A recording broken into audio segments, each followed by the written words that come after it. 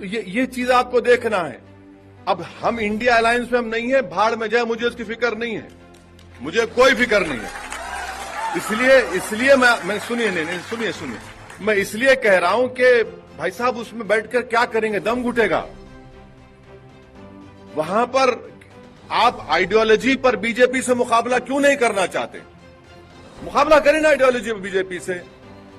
आप पहले ये कहेंगे कि देखो माहौल इतना खराब है कि अगर आपको देंगे टिकट तो फिर हमको हिंदू वोट नहीं मिलेगा, ये खुला बोलते हैं। तो मैं खुल के कह रहा हूं, अंदर कमरे में कहते हैं। अच्छा, फिर आप देखिए कि राहुल गांधी अमेठी से क्यों हारे और वायनाड से क्यों जीते।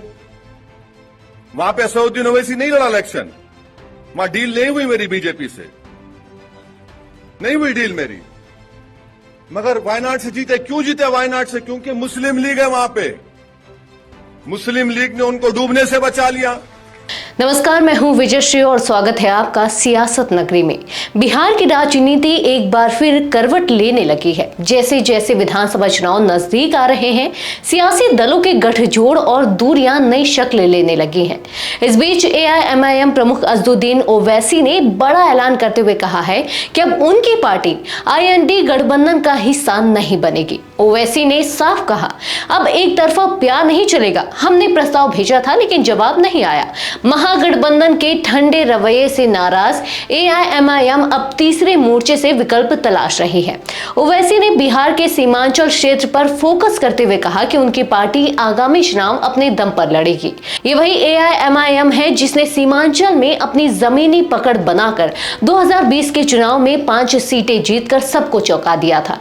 ऐसे में ओवैसी का अकेले उतरना सीधे सीधे राजद और महागठबंधन के वोट बैंक में सेंध लगाना है।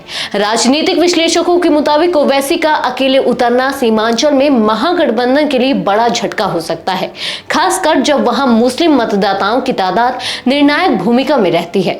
ओवैसी ने सिर्फ गठबंधन ही नहीं, चुनाव आयोग पर भी सवाल उठा दिए। उन्होंने एसआईआर यानी स्पेशल इंटेंसिव रिवीजन को एनआरसी की तरह बताया और कहा कि यह पीछे के दरवाजे से नागरिकता छीनने की कोशिश है। उन्होंने पूछा, चुनाव आयोग को नागरिकता तय करने का अधिकार किसने दिया? ओवैसी ने यह भी आरोप लगाया कि कुछ पार्टियां नहीं चाहती कि गरीब दबे कुचले तबके से कोई नेता उभरे।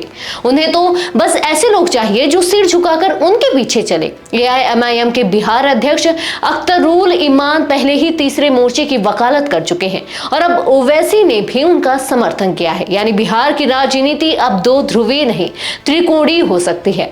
बिहार में चुनाव अक्टूबर-नवंबर 2025 में संभावित है।